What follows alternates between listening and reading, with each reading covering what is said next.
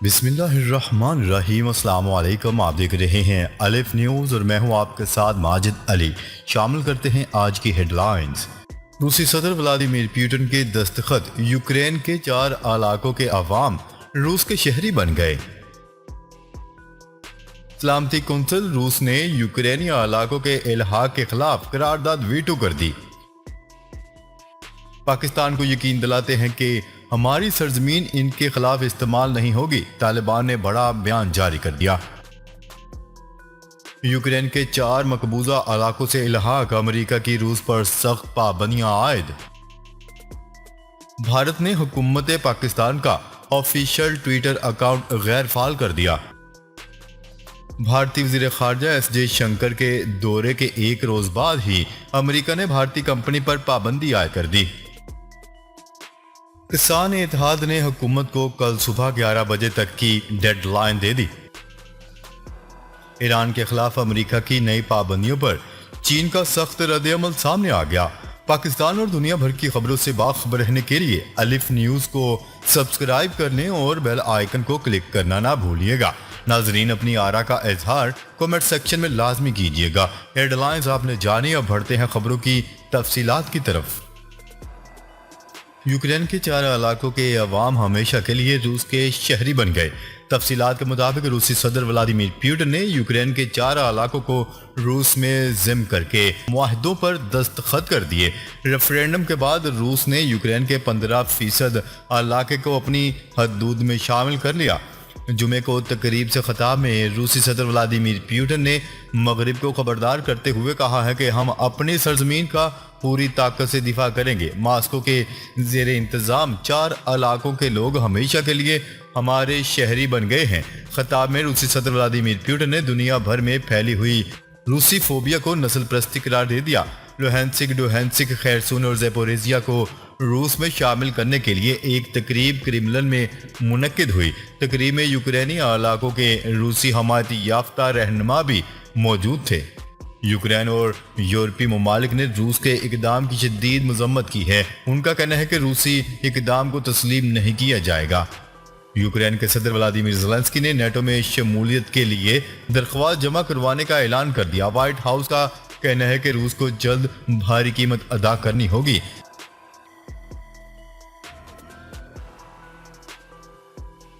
خبر کے اگلے حصے میں بات کرتے ہیں۔ روس نے سلامتی کونسل میں پیش کی گئی یوکرینی علاقوں کے الحاق کے خلاف قرارداد ویٹو کر دی۔ اقوام متحدہ کی سلامتی کونسل میں امریکہ کی جانب سے یوکرینی علاقوں کے روس سے الحاق کے خلاف قرارداد پیش کی گئی۔ قرارداد میں روس کی جانب سے کیے گئے اقدامات کی شدید مذمت کی گئی۔ امریکہ نے قرارداد میں اقوام عالم سے یوکرینی سرحدوں میں تبدیلی کو تسلیم نہ کرنے کا مطالبہ کیا۔ قرارداد میں کہا گیا ہے کہ 24 فروری تک یوکرین سے روسی فوج کا انخلا مکمل کیا جائے۔ روس نے سلامتی کونسل میں پیش کی گئی قرارداد کو ویٹو کر دیا۔ سلامتی کونسل اجلاس سے چین اور بھارت غیر حاضر رہے۔ اس سے قبل روس کے صدر ولادیمیر پوٹن نے یوکرین کے 4 علاقوں کو اپنے ملک کا حصہ بنانے کا اعلان کیا تھا۔ یہ علاقے یوکرین کے ان خطوں میں ایک ریفرینڈم کے بعد کیا گیا، جس کے نتائج میں دعویٰ کیا گیا ہے کہ 99% عوام روس کا حصہ بننے کے خواہش مند ہے۔ روسی صدر ولادیمیر پوٹن نے بھی اپنے خطاب میں کہا ہے کہ ڈونیٹسک، لوہینسک، خیرسون اور زیپوریزیا علاقے کے عوام اب ہمارے ہم وطن بن گئے ہیں۔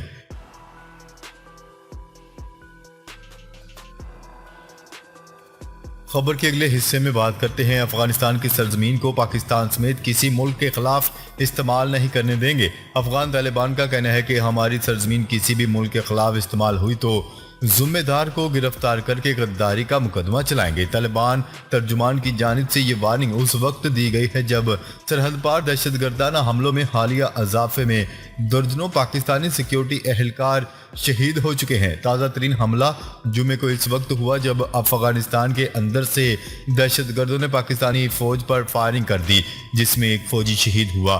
طالبان ترجمان ذبیح اللہ مجاہد نے وائس آف امریکہ کو انٹرویو دیتے ہوئے کہا ہے کہ کل عدم ٹی ٹی پی کو ایسی سرگرمیاں کرنے کی اجازت نہیں دیں گے۔ ٹی ٹی پی نے ہمیں یقین دلایا ہے کہ وہ کسی دوسرے ملک کو دھمکی نہیں دیں گے۔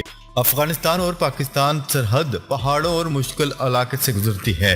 तालिबान तर्जुमान ने मजीद कहा है कि ये मुमकिन है कि कुछ लोग ऐसी सूरत हाल का फ़ायदा उठा रहे हों। किसी मुल्क के खिलाफ अफगानिस्तान की सरजमीन इस्तेमाल करने पर ऐसे अनासर को गिरफ्तार करके सजा मिलनी चाहिए। हमारी तरफ से मामला संजीदगी से ज़ेर गौर है। पाकिस्तान को यकीन दिलाते हैं कि हमारी सरजमीन इनके खिलाफ इस्तेमाल नहीं होगी।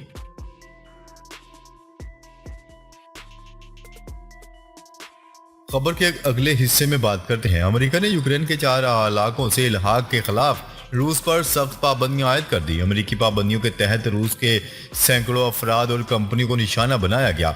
रूसी मिलिट्री इंडस्ट्रियल कम्प्लेक्स और कानून साजी करने वाले अरकान भी अमेरिकी पाबंदी की जद में आ गए।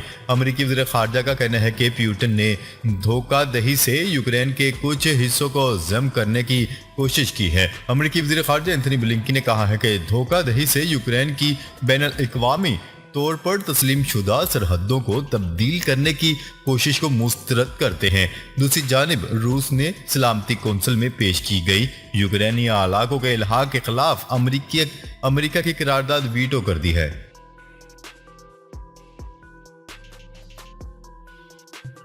खबर के अगले हिस्से में बात करते हैं।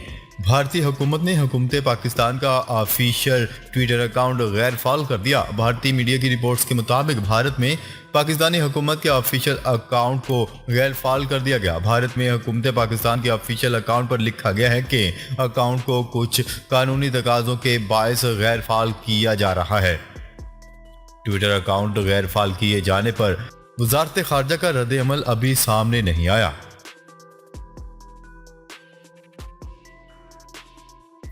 खबर के अगले हिस्से में बात करते हैं। भारतीय वज़ीर ख़ारजा एस जयशंकर के दौरे के एक रोज़ बाद ही अमेरिका ने भारतीय कंपनी पर पाबंदियां आयद कर दी। भारतीय मीडिया की रिपोर्ट के मुताबिक अमेरिका ने भारतीय कंपनी पर ईरानी तेल और पेट्रोकेमिकल्स की खरीदारी के लिए ट्रांजैक्शन में मावनत करने पर पाबंदियां आयद की गई हैं। अमेरिकी महकमा ख़ारजा के मुताबिक भारत की निजी पेट्रोलियम कंपनी ने मेथोल और बेस ऑयल समेत लाखों डॉलर मालियत के पेट्रोकेमिकल्स प्रोडक्ट्स खरीदी जो चीन भेजी गईं। अमेरिकी महकमा ख़ारजा का कहना है कि हमने ईरानी ब्रोकर्स को टारगेट करते हुए जनूबी और मगरबी एशिया में इन्हें मावनत फराहम करने वाले बैनुल-अक़वामी ग्रुप पर माशी पाबंदियां आयद की।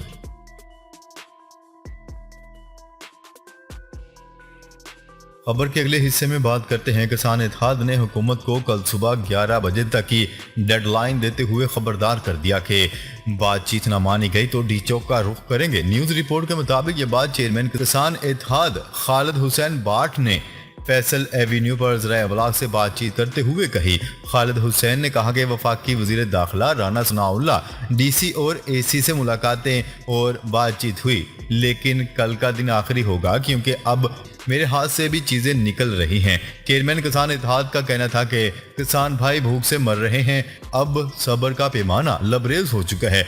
मैंने किसानों से आज रात तक का वक्त लिया है और अगर कल तक बात ना मानी गई तो सुबह 11 बजे डी चौक का रुख करेंगे। एक सवाल के जवाब में खालिद हुसैन ने वाज़ेह तौर पर कहा है कि हुकूमत को कल तक की वार्निंग दे रहे हैं। उन्होंने मुतनब्बा करते हुए कहा कि मामला हुकूमत के हाथ से भी निकल सकता है। खबर के अगले और आखिरी हिस्से में बात करते हैं।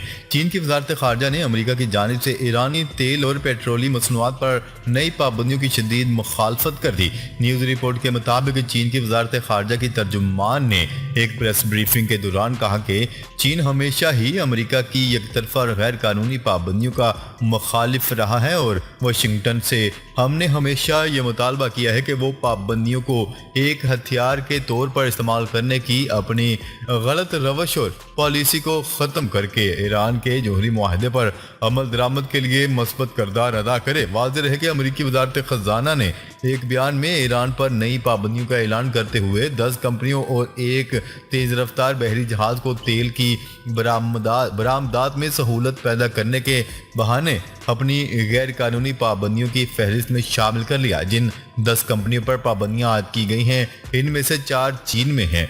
इससे चंद घंटे कबल मगरबी ज़राए अबलाग ने ईरानी तेल की बरामदात पर पाबंदी आयद किए जाने की खबर दी थी। गैर मुल्की मीडिया की रिपोर्ट के मुताबिक अमेरिकी وزارت خزانہ کی جانب سے جاری بیان میں ایران پر مزید پابندیاں لگانے کا اعلان کرتے ہوئے کہا گیا ہے کہ نئی پابندیوں کا مقصد ایران کو تیل اور پیٹرولیم مصنوعات کی فروخت سے روکنا ہے۔